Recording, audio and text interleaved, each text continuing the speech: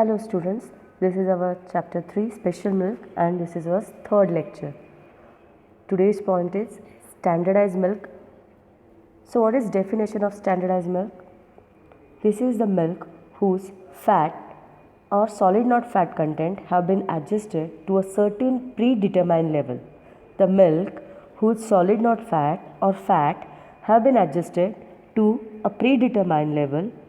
The standardization can be done by partially skimming or the partial skimming fat in the milk with a cream separator or by admixture with fresh or reconstructed skim milk in proper proportion. So that is the method of standardization.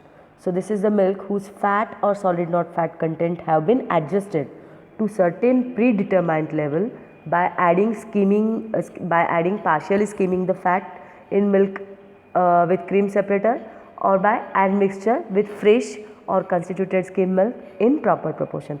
That is exactly proper definition of standardization. So according to the rule, the standardized milk for liquid consumption should contain a minimum of 4.5% fat and 8.5% solid not fat. The percentage of fat is 4.5% and 8.5% solid not percentage must be maintained. Okay, so standardized milk may be marketed as such or used for marketing certain products. In the latter cases, the fat and solid not fat content may be varied according to the product's requirement. So what are advantages of this procedure or standardized milk, or what is advantages of standardization? First one, ensure a milk of partially uniform and constant composition and nutritive value to the consumer. We must ensure a milk of partially uniform and constant composition by agitation or standardization and nutritive value to the consumer. This is first advantage.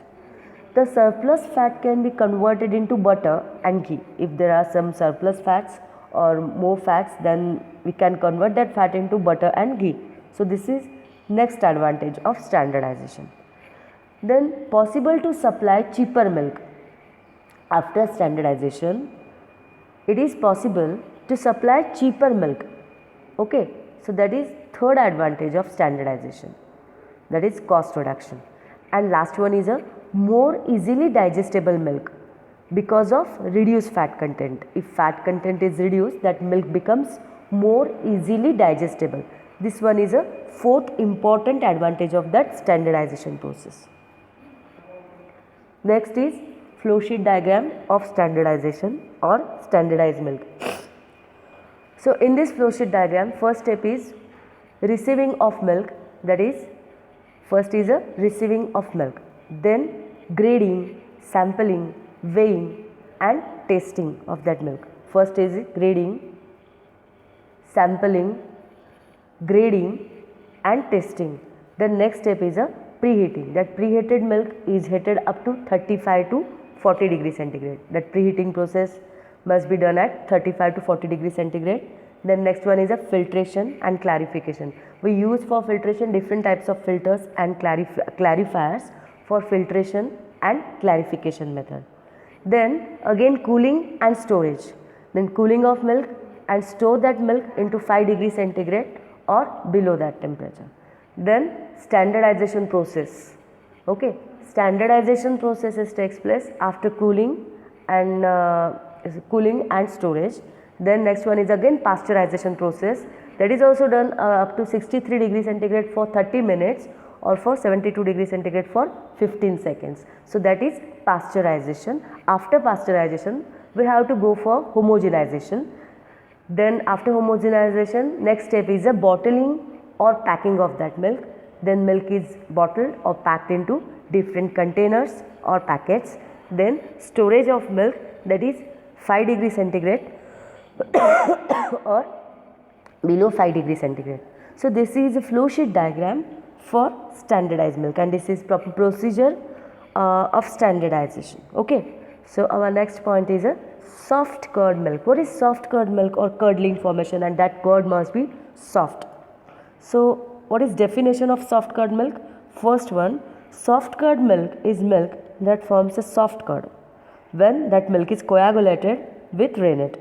We use rennet for coagulation of milk or for curdling of that milk. So that soft curd milk is a milk that forms a soft curd when coagulated with rennet. A preparation from the stomach of certain animals, example calf, which has the property of curdling milk, it is used in making cheese. Said that rennet is a preparation from the stomach of certain animals. Okay, or pepsin. That pepsin is also used for curdling or curd formation. That is also a substance formed in the juices and helps to digest food. That pepsin is also substance which is formed in the juices and which helps to digest foods. So under standard procedure, soft curd milk has a curd tension, that is CT, which is less than 25 gram. Okay, so this is definition of soft curd. So there are some characteristics of soft curd. So what is that? First one, soft curd milk contains low casein and low calcium. That soft curd contains, soft curd contains low casein. That casein is a major or unique protein which is found in milk. So that soft curd contains low casein and low calcium content. The next characteristic is the average casein and calcium content of Indian cow and buffalo milk as compared to human milk. This is next characteristic.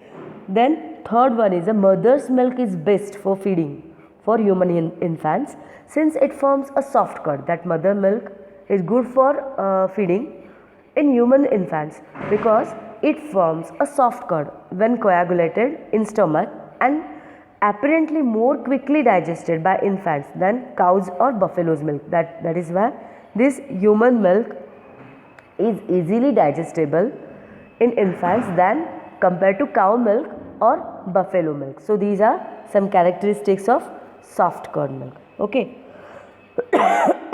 Sorry. So next one is a methods of preparation of soft curd milk. How to prepare that soft curd milk?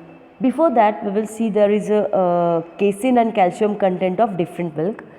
In Indian cow, casein percent is 2.5, or in Indian cow milk that casein percent is 2.5 and calcium percent is 0.13%.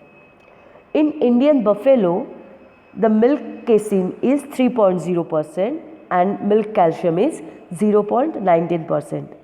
And human beings, in human milk, the casein content is 0.4% and calcium content is 0.03%. Okay. So now let us discuss methods of preparation of soft curd milk. There are different methods we use for the preparation of soft curd milk. So following are the different methods used for preparation of that soft curd milk. First one is a natural soft curd milk. Second one is a dilution with water, and last one is a heat treatment. Heat treatment, there are also two methods, by boiling and by sterilization. The next method is a homogenization, then acidification, then enzyme treatment, then addition of salts, and last one is a base exchange treatment. Okay. So first method is a natural soft curd milk. So what is that? It is possible to assemble a herd of cows that will produce milk with a curd tension of 30 gram or less. That is natural soft curd milk. The next method is a dilution with water. Okay. So in this method, this has the effect of lowering the casein and calcium content. If we add some water into that milk or milk diluted with water, then it shows a small content of casein and calcium, or lowering of casein and calcium contents. So that is why second method is also used, that is dilution with water. Then third one method is heat treatment. Okay. So what is that heat treatment? By boiling. It is fairly effective and is the standard practice in India. Okay. The next one is a sterilization. In sterilization process, it is markedly effective. Okay. It's markedly effective. That process is sterilization. This is heat treatment. That boiling and sterilization also heat treatment. That boiling process is fairly effective and it is standard practice in India, and sterilization is markedly effective process and superheating process. Okay. So next one is a homogenization. So what is homogenization? A pressure of 2500 to 3000 psi markedly reduce the curd tension, and that is why this process is used for preparation of soft curd. Okay, because this process, that homogenization process, reduces the curd tension. Then next one is a acidification. A fine coagulation of casein is brought about by acidification with lactic acid, which facilitates digestive action. So that process is acidification. The next one is a enzyme treatment. So what is that? Enzyme treatment means when milk is acted upon under controlled conditions by certain proteolytic enzyme. Like what are proteolytic enzyme? Breaking down of proteins into simple substance. That enzymes are proteolytic enzymes which breaks down proteins into simple substance. When milk is acted upon under controlled condition by certain proteolytic enzyme such as trypsin, the curd tension is reduced, and that is why this method is used for soft curd formation or for soft curdling. Then next one is a addition of salts.